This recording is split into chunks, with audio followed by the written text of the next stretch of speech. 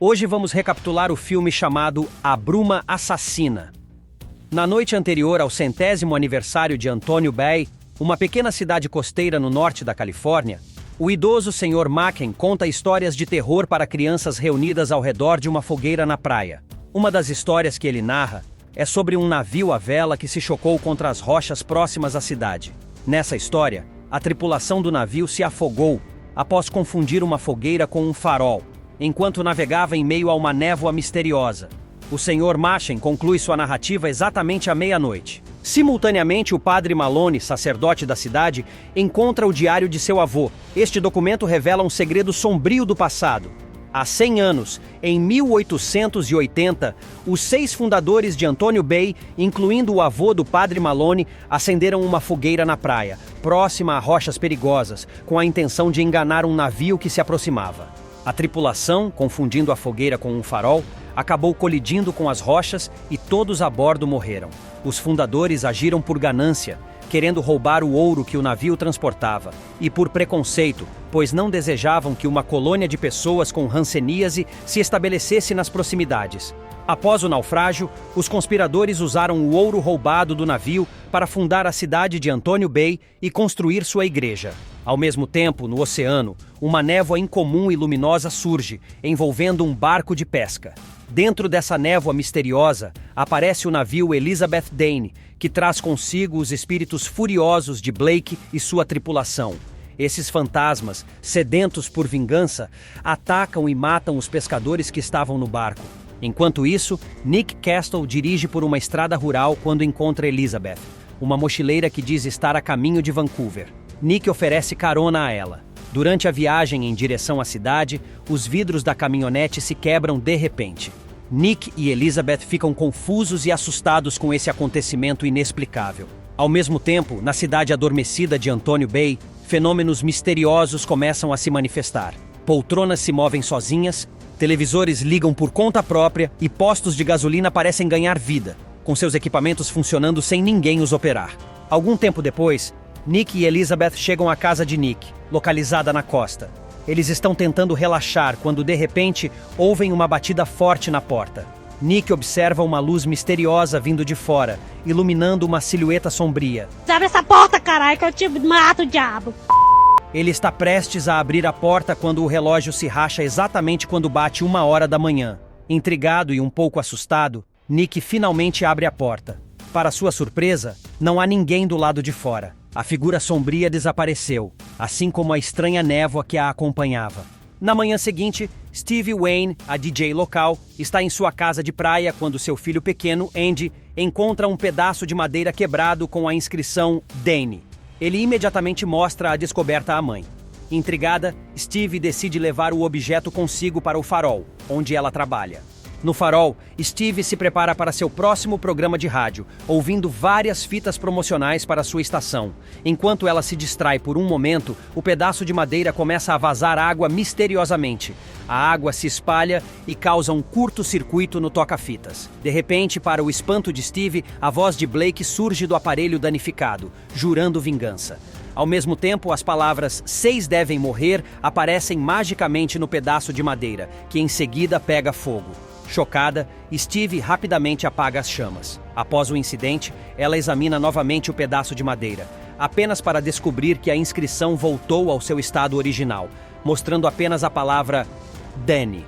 Enquanto isso, Nick e Elizabeth descobrem que um barco pesqueiro chamado Seagrass está desaparecido. Nick fica particularmente preocupado, pois um de seus amigos estava a bordo desse barco. Decididos a investigar, eles alugam uma embarcação e partem em busca desse barco. Após algum tempo de navegação, eles finalmente encontram o barco de pesca desaparecido. Nick e Elizabeth decidem subir a bordo para investigar. Inicialmente, eles examinam o convés superior, não encontrando sinais de vida. Intrigados e cada vez mais apreensivos, resolvem descer para o convés inferior do barco. Enquanto conversam sobre a estranha situação, o corpo sem vida de um dos pescadores cai repentinamente sobre Elizabeth. Nick e Elizabeth decidem levar o corpo do pescador que encontraram para o Instituto Médico Legal. Lá, o Dr. Fibes fica responsável por examinar o cadáver. O médico legista fica perplexo ao notar que o corpo não está em estado avançado de decomposição. algo incomum para alguém que supostamente morreu já faz um tempo.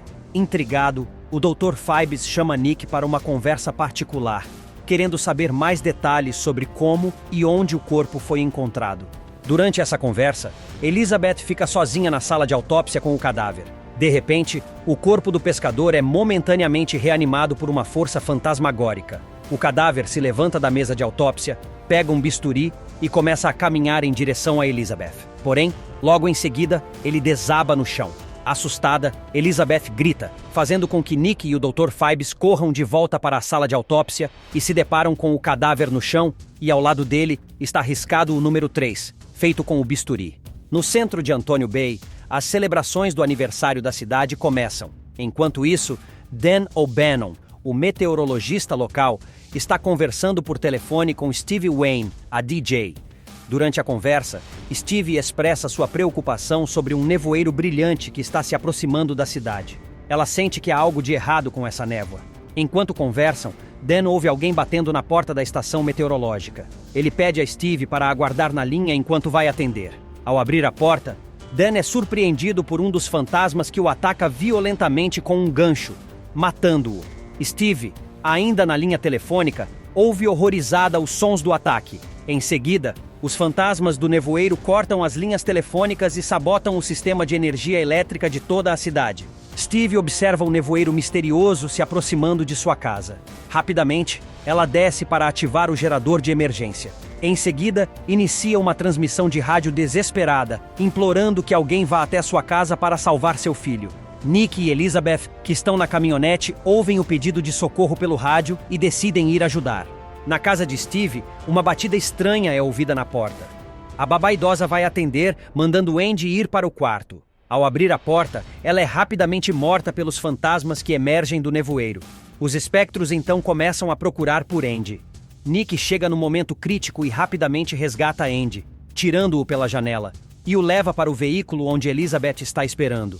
Porém, Elizabeth não consegue mover a caminhonete porque um dos pneus está preso num buraco na estrada.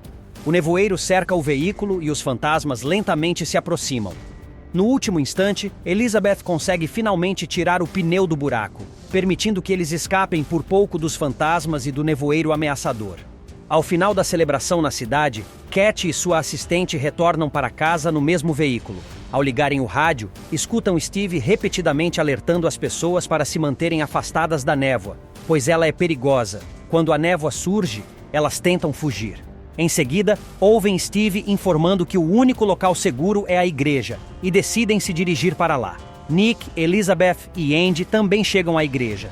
Todos se reúnem no local, incluindo o padre Malone, e buscam abrigo em uma pequena sala nos fundos do edifício. Durante a permanência na sala, Cat e o padre Malone descobrem uma parte do ouro roubado, que foi fundido e transformado em uma cruz. De repente, o fantasma de Blake e sua tripulação começam a invadir o local.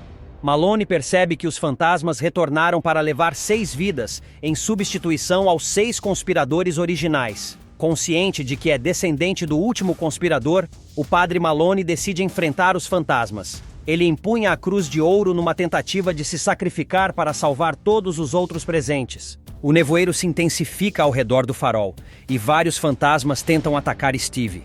Ela sobe para o telhado em busca de refúgio, mas os fantasmas a perseguem, deixando-a encurralada. Os espectros se aproximam lentamente, preparando-se para o ataque.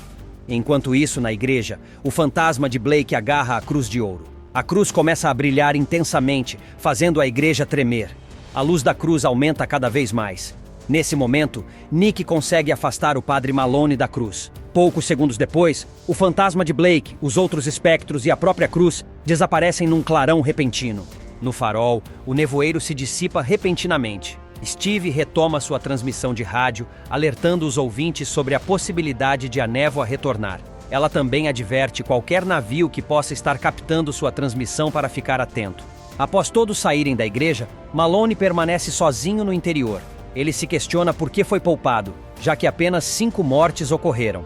Nesse momento, a névoa reaparece junto com os fantasmas. Blake então decapita Malone, completando assim o total de 6 mortes.